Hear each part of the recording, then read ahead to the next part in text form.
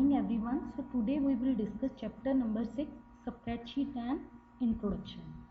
So in this chapter we will learn about Microsoft Excel, but before starting Microsoft Excel we will discuss what is spreadsheet software. So first point is spreadsheet software allows us to organize data and perform calculations on the data. It means in spreadsheet software we can store our data, our numeric data. Numeric means number data, and we can perform various types of calculations on that number data. For example, we can calculate the total marks of the student, or we can calculate the percentage of the student. We can calculate the profit or loss. Clear? So second point is Microsoft Excel is a spreadsheet software. It means it is a type of spreadsheet software which store the numeric data in the form of rows and columns. As in a table we store the data in the form of rows and columns. Similarly, Microsoft Excel also store the data in the form of rows and columns, and these rows and columns are known as a worksheet.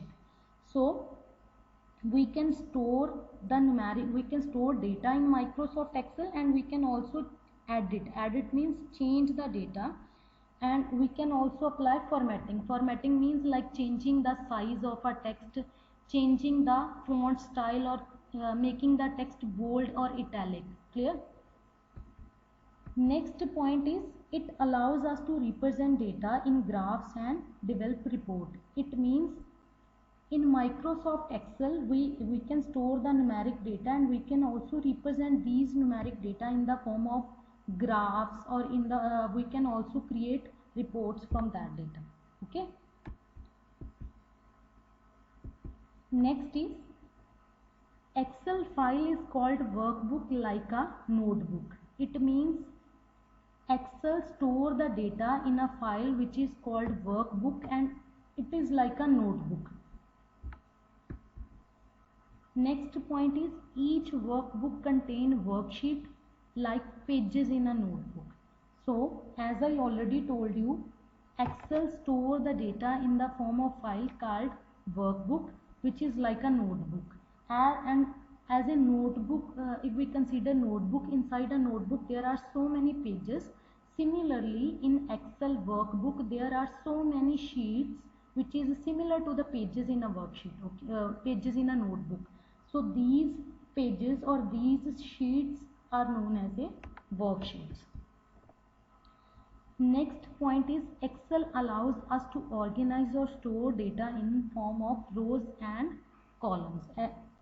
As I already explained you, Microsoft Excel store the data in the form of rows and columns like a table. And inside each worksheet there are 16,384 columns and 10,48,576 rows. Next is a steps for starting Microsoft Excel. So first step is we will click on start button, then we will click on all program. In a third step we will click on Microsoft Office, and last we will click on Microsoft Excel 2010. So these are the steps for starting Microsoft Excel. So this is a complete screen of Microsoft Excel. So as you can see, Excel full screen is divided into rows and columns. Okay. And horizontal lines represent rows and vertical lines represent columns. So next you can see the full screen is divided in boxes, and these boxes are known as a cells. So in Excel we store our data in these boxes, which are also known as a cells. So you can see these boxes are known as a cell. Next is column heading. As I already told you, the screen is divided in the rows and columns. So you can see on the on the top of each column there are letters, or we can say alphabets. So in Excel, alphabet or we can say letters are used to identify columns. It means each column is marked with letters. So letters are used to identify columns. Next is row heading. It means like letters are used to identify column. Similarly in Excel, each row is identified with numbers. So each row is marked with number. So these numbers are used to identify rows in a Excel worksheet. Next is the active cell. As I already told you, as you can see, the full screen is divided into boxes, and there is one box which has a dark border around it, and the cell which has a dark border around it is called active cell. So in Excel we can enter the data only in the active cell. Active cell means which has a dark border, green color border around it. Okay. So next I'll give one example. Like in each section, each student have unique means different. So in each section, each student have unique or different roll number. Similarly, in each worksheet, each box have a unique address, and that address is known as a cell reference. Okay. So each box or each cell has a unique address, and that address is known as a cell reference. Like the address of the first active cell is A1. The address in the next column, address of the next box is B1, and so on. So next is name box. So the address of the active cell is shown in name box. As you can see in this one screen, our active cell is A1. So name box shows the address of the active cell, that is A1. Next are the uses of MS Excel, uses of Microsoft Excel.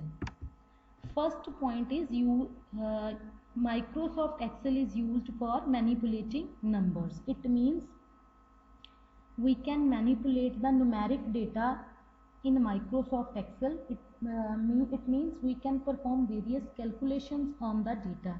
Like I have given example before, we can store the marks, or we can store marks of all the students, and we can find out the percentage of each student. Next point is organize data.